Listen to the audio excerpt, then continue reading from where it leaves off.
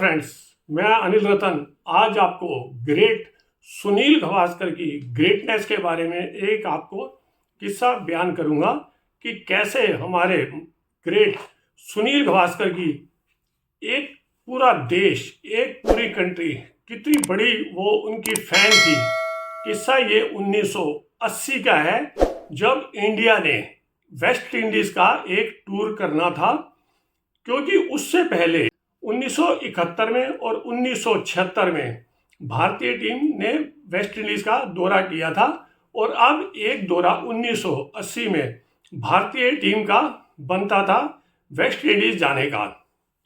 इस टूर से पहले कुछ निजी कारणों से सुनील गावस्कर ने वेस्ट इंडीज जाने से मना कर दिया था, और जब सुनील गावस्कर ने वेस्ट इंडीज जाने के मना किया तो वेस्ट इंडीज बोर्ड ने काफ़ी कोशिश की कि सुनील गावस्कर भारतीय टीम के साथ जरूर वेस्ट इंडीज का दौरा करें, पर सुनील गावस्कर साहब की कुछ अपनी मजबूरियां थी। उन्होंने बिल्कुल मना कर दिया उस टूर पे जाने के लिए। दोस्तों, अगर आप मेरे इस वीडियो को पसंद करते हैं तो आपसे मैं रिक्वेस्ट करना चाहूँगा, मेरे इस वीडियो को आप लाइक करें, कमेंट्स करें, शेयर करें और सब्सक्राइब करें।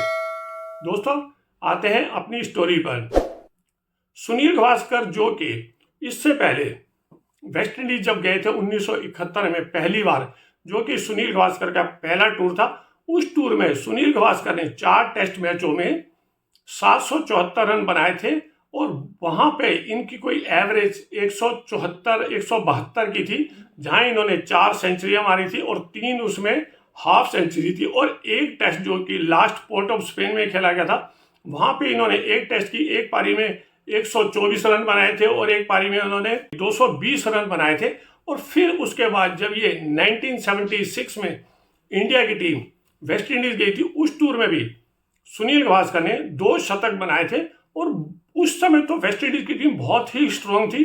कुल मिला के जो ये वेस्ट इंडीज की टीम 1980 में थी, ये एक तरीके से ये शुरुआत इसकी हो गई थी, ये कामयाबी की, जीत की के घोड़े पे सवार हो रखी थी।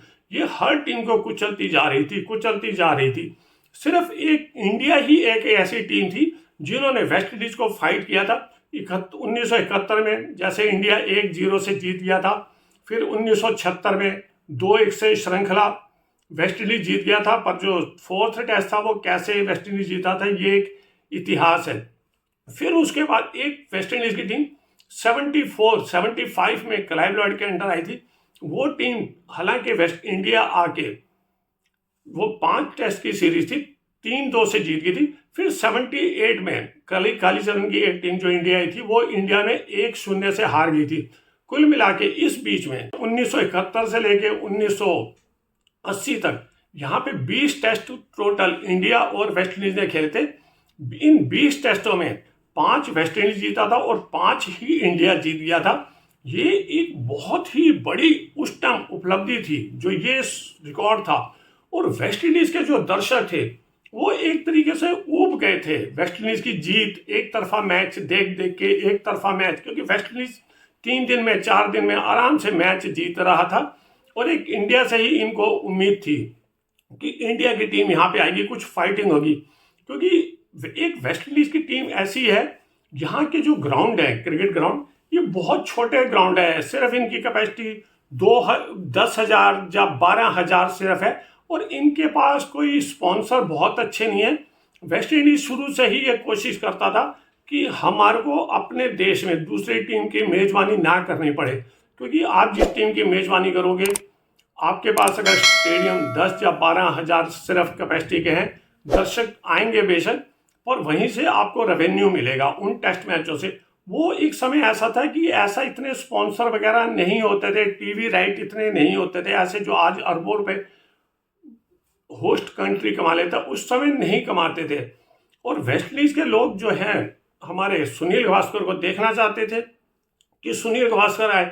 और देखिए उस समय जो इंडिया की टीम अगर ये वेस्ट इंडीज आती, इसके अंदर देखिए कौन कौन से मेंबर हो सकते थे, क्योंकि भारतीय टीम जो भी थी एक बहुत अच्छी रेपुटेशन बना चुकी थी अपनी बल्लेबाजी के हिसाब से। देखिए उस समय हमारे पास कौन कौन से बल्लेबाज थे, चेतन चौहान हमारे पास थे, Anshuman Gaekwad, Dilip Vengsarkar, Mohinder Amarnath, GR Vishwanath, wicket keeper हमारे होते थे सैयद किरमानी, और जो बॉलिंग अटैक भी था हमारा ठीक ठीक था उस टाइम। कपिल देव का उदय हो गया था, वो एक तरीके से वर्ल्ड क्लास ऑलराउंडर बन गए थे, और इनका साथ देने के लिए यहाँ पे मदन लाल, करशन घावरी, और इंडियन टीम में उस समय एक बहुत अच्छा लेग स्पिनर आ गया था दिलीप जोशी, नया नया लड़का था ये, इसने भी बहुत अच्छी रेपुटेशन बना ली थी।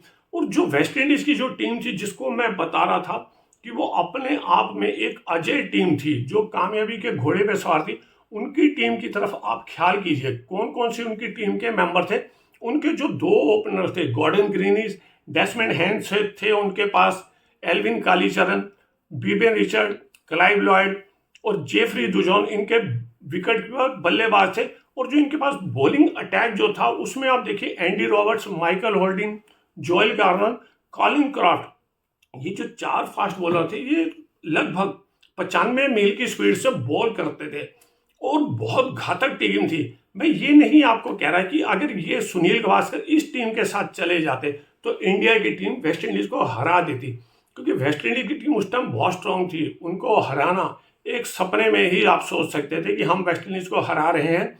और जो वेस्ट इंडीज की टीम थी वहाँ के जो दर्शक थे वो देखना चाहते थे कि यार एक बार और सुनील गावस्कर हमारी कंट्री में आए और हमारे फास्ट बॉलरों के अगेंस्ट रन बनाए।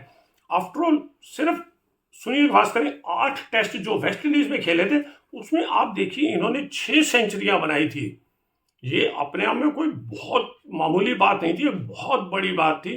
कुल मिला के जो भी था ये अपने आप में इतिहास में जहाँ तक मैं सोचता हूँ एक ये पहला अपने आप में ये टूर है जहाँ पर सिर्फ एक प्लेयर के ना जाने से पूरा टूर ही कैंसिल कर दिया गया। ऐसी बात नहीं, कई टूर कैंसिल किए गए हैं कोई पॉलिटिकल रीजन की वजह से या और किसी कारण से। एक मुझे टूर याद आता है, इससे पहले एक 1969 में एक इंग्लैंड की टीम साउथ अफ्रीका जाना था, तो उनकी टीम में एक ब्लैक प्लेयर होता था बेसिल डोलिवेरा।